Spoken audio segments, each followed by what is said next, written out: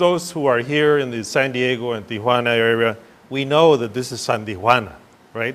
It's been a while that this is known as San Tijuana, and that it is inextricably linked. And that in fact, when you have communities such as Calexico and Mexicali, although many will deny that there is an inextricably tight linkage, that in fact it does occur. And so it is in our best interest to look at this from a different perspective and seek greater cooperation and coordination.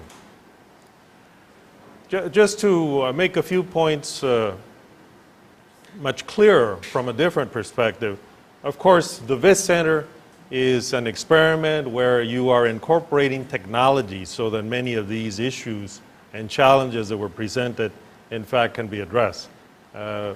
We've got internet, we've got Twitter, we've got Facebook, we've got instant messaging, such that communication travels, quickly, very quickly. And unless we incorporate that into what we do, we're falling behind. In the case of colleges and universities, we can ill afford to not incorporate that into what we do. On the other hand, we can also acknowledge our nationalistic, human nature type of reaction, which is, this is my country, that's your country. But in fact, as we look at how the world is evolving, we operate through regional blocks. And unless we acknowledge and we operate as such, we're going to have a tough time competing against other sections of the world. We also need to recognize that the demographics or demography is such that developed nations are going to rely on the talent of other nations. And unless some of the things that were shared here earlier by the Secretary are resolved and done in a cooperative fashion, developed countries will not be able to face their challenges. 97% of the future population growth will be in other countries that are not developed. And that the workforce, therefore, will be diverse, mobile, and more women. Now let me go to share with you a more academic college and university perspective that tries to highlight the flow of people. In 2009, there were 3.7 million students going abroad, different countries. If you look at the distribution, of course, the lion's share is still in the US. You can see the distribution there at different countries. But if you look at it as a block, it is obvious, and you look at the last 5 years, it is obvious that as a block, North America is losing the race against European Union and other regions. If you look at countries and you look at who is receiving, you can see where the US is. Of course, as a result of 9/11, there was a stagnation and even a decline. It's gone back now, and it has had real growth the last 3 years. So it's over 700,000 foreign students who are coming to the US. But there are some new kids on the block, including the first one, China. If you look at what that represents for the different countries, it's a total different picture. In the case of Australia, almost a fourth of their student population is in fact foreign. In fact, it is one of the biggest contributors to the inflow of resources in the case of Australia. You can see UK, France, Germany relative to the US. So even though it's over 700,000 students coming to the US, it's a small percent relative to other countries. If you look at countries that are sending students abroad, you can see that in the case of the new kid on the block, China, it is sending tremendous amounts of students, over 400,000 now. 5 years ago, it was at about 200,000. US continues to lag behind relative to that inflow of students. And of course, evident and lacking in these graphs are Canada and Mexico, because we rarely look at this as a block and we look at it as a country only. If you look at internationalization and what's going on from the perspective of export, because there is such a thing as export, whether you're doing it because you want to further encourage the flow of ideas, whether it is because you want to internationalize your faculty, the branding of your university, or whether you're doing it for additional resources. Truth of the matter is there is growth in that. And the one leading the way and leading the path is the US also. Canada, you can see it there. Mexico doesn't even figure. Except for UNAM and Monterrey Tech, nobody else is really out there in activities outside of Mexico. And then another idea when we talk about how the US and Mexico are inextricably linked, and in particular, California and Baja California, one interesting phenomenon that we should look at is higher education hubs. And these are geographically based, generally country-based higher education offerings where specific countries are trying to make their mark in the world. In some cases, it is through the enhancement of people they prepare for their own region. In others, it is to position that country or region as a higher education brand as such. You see the UAE there. They've got two experiments. One is in Dubai, the other is in Abu Dhabi. You've heard of NYU and their opening of a campus. There's controversy, but it's happening. It's here, and it's here to stay. They have about 70,000 students who are non-Emiratis being served there. Singapore has a goal of 120,000, and it is already at 80,000 students who are non-Singaporean. They're from Southeast Asia. In the case of Hong Kong, they just unveiled a plan where they want 100,000 students in Hong Kong. In Korea, right next to Incheon Airport, the free zone, if you will, they are also establishing some key university partnerships where they hope to make the Incheon area a place that is of global prominence. And of course, Qatar, different experiment there. They are talking about serving the Gulf Coast countries, and they are essentially constructing partnerships with leading brand universities around the world so that they can service the population. So I think that this first part is just to create some degree of convergence with what is happening in the higher education arena and some of the remarks that the Secretary just shared with us. One is that there is a need for further collaboration between North America. In fact, for a lot of folks from the Northeast to the US and Canada, we need to remind them, you know what? North America includes Mexico also. It's not only Canada and the US, it's the three countries. Second is that we should begin with the closest point of contact if we're here, if we're talking about this, US and Mexico border.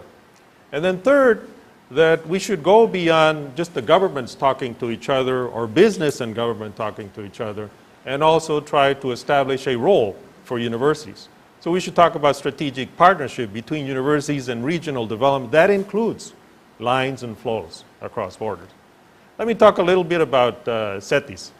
For those of you who have not heard about CETYS, we're a private, not-for-profit university founded in '61 by the business sector that we're looking at alternatives to the flow of youngsters from Baja California to Guadalajara, Monterrey, Mexico City. It is accredited in Mexico. It is accredited in the US. It is the only foreign university accredited by the Western Association of Schools and Colleges, as Eric just mentioned a while ago.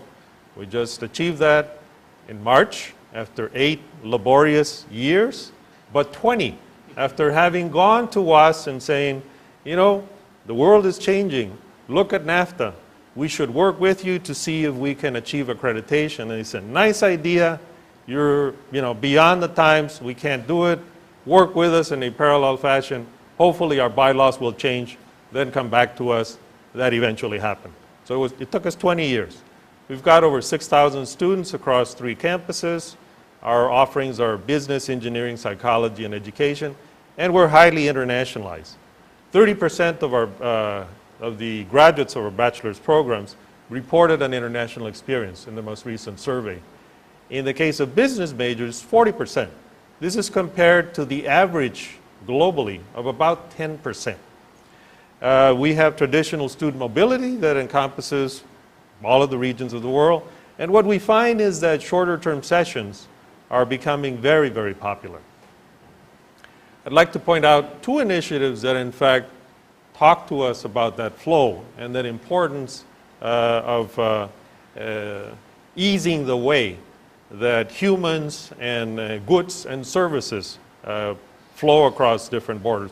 One is that since the 90s, we have had and been participating along with UABC and at one point in time Southwestern College, the MEXIS program. It is a program that leads to 2 degrees. If we talk of binational, if we talk of cross-border, if we talk of global, in other words, being meaningful local but also having an impact globally, you need programs such as this one. The MEXIS program brings together students and faculty. They go to each other's respective country and campuses, and after an average of 5 to 5.5 years instead of 4, they end up with 2 degrees, a US degree and a Mexican degree, with a 2-country experience. We have a more recent case where we've done this with City University of Seattle. It's up north. And here it's same concept, it is taught in English, and here we have 2 degrees except that it's 3 geographical areas where there is an experience, and this includes the European Union. We feel that this is not only of increasing popularity, but of increasing need, in particular in the border region. We are working and have shared with Eric and our former president, Enrique Carrillo Barrios Gomez, where we're headed. And I think that some of these ideas converge again with the general direction in which higher education needs to move in order to be a more serious contributor to these changes and challenges. One is that we will seek only high quality, to be globally competitive, to establish learning communities, that is, not work in silos, and fourth, to do that in a concept of sustainability, whereas sustainability is not only green, but doing things right the first time and with a framework of the long-term outlook. Internationalization for all students. Generally, as I said, most universities are able to get only 10% of their students in some kind of mobility exercise. Well, if it isn't possible to take them out to the world, bring the world to them through VIS centers and other technological means, and through special programs between governments that allow foreign faculty and foreign students to come, for example, to Mexico. That's a problem right now that we have. Distinguished chairs and visiting professors, centers of excellence, where universities can define not the numerous programs that they have, 50, 100, 150, 200, but that they can link those to themes that are of importance to the region. In our case, we define those as 3. One is competitiveness, and that cuts across engineering, that cuts across business, that cuts across government, that cuts across industry. Second, design and innovation. We feel that the type of industry that we have emerging in the San Tijuana, in the Baja California, and the Mexicali Imperial Valley arena is changing. Yes, it's maquiladora, but a different type of maquiladora. You have now R&D centers being established there. And yes, you have qualified workers, but they're of higher levels, higher degree of preparations. So design and innovation is key there. And then the third, we should not forget about the human element. So we are also focusing, as part of our centers of excellence, human and social development, essential for the security and prosperity of the region. We are trying to establish a community that will be integrated by key academics with global perspectives. We are, of course, trying to be a university that has more Mexicans with doctoral degrees. But we are also trying to recruit the best, even if they're not from Baja California, even if they're not from Mexico. It is only through a mix and a diverse set of faculty that we are truly going to be global. And then we're establishing regional institutes that will also emphasize, one, what we are. We didn't list the obvious one, North American Institute. In fact, most of the partnerships with our European partners and Asian partners is with the promise and hope that we can be their link to all of Latin America and to all of North America, not only Mexico and not only Baja California. Right now, where we are is that we've got graduates in 26 different countries and growing. We've got about 29,000 different graduates. And I would like to conclude by offering to you some ideas that have been shared initially here at the VIS Center, and that we hope that in 2013, as early as 2013, we can certainly be working both with SDSU main campus. Are there any from the Imperial Valley campus here? Okay. I know that some would feel offended when we talk about the word main campus, but you know, we know this is the main campus. So anyway, main campus is also, as well as Imperial Valley campus. And where I think that some concrete things, beyond of course doing research, applying technology to some of the initiatives that the Secretary shared with us, are some concrete things that we can work that SDSU is already working on, but why not think of it as binational? This could be for both sides of the border, where in fact professors or the faculty are not only from the US side. Folks who are being trained and who are being developed in terms of talent, in terms of knowledge here, can also benefit from the Mexican perspective as they are moving forward in their training as such. So one area is related to customs and trade regulation expertise and capacity. And here what we've discussed is, why not talk of a certificate, international trade optimization, with a US-Mexico transborder focus? There's even, I believe, 4 different tracks that have been discussed as part of this possible program. Why not talk of a certificate program in border security and trade that would also service both areas? Of course, right now, SDSU has one focus on the US side. Why not think of this as cross-border or binational? Why not think also of Masters in Homeland Security, where again, this could be binational. So you're not only looking at the US perspective, you're looking at the Mexican perspective, and how is it that we can bring them together? In the specific case of the Imperial Valley campus, just to close my presentation, I think that the region, the climate, and the dynamics point towards 2 obvious areas, and where David Pearson and his group is already working on currently in the Imperial Valley. One is sustainability, and the other, which is part of an extension of that, is renewable energy.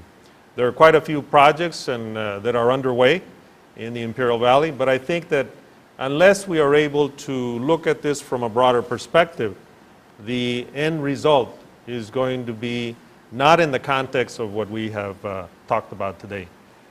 Also, I think that it's human nature that we tend to think from a nationalistic perspective, and although we want to be local, we're local in our approach. So the most common thing to do is for SDSU to say, well, what do we have here? How can we help others? And for the Imperial Valley to do the same thing. Well, guess what? There are some areas in which Tijuana, we've got excellent institutions in Tijuana and Ensenada that can collaborate, contribute, and supplement what SDSU is doing. And by the same token, the installed capacity of SDSU IVC is much smaller and more limited than what CETYS and UABC have in Mexicali. So there, what we urge you to do at SDSU is look at SDSU IVC from a different perspective, where perhaps if you're not going to house a full-fledged program in business and engineering, which CETYS and other institutions have in Mexicali, why not think of using that installed capacity to enhance the dynamics and economic development and opportunities of the Imperial Valley? Okay? So if Eric's remarks were intended to lead me to a grand presentation, I must confess that I have failed, but my intention was to at least leave you with some concrete things that we can work short-term and perhaps achieve high impact to encourage us to move in the direction that the Secretary has invited us to think and to act on. Thank you very much.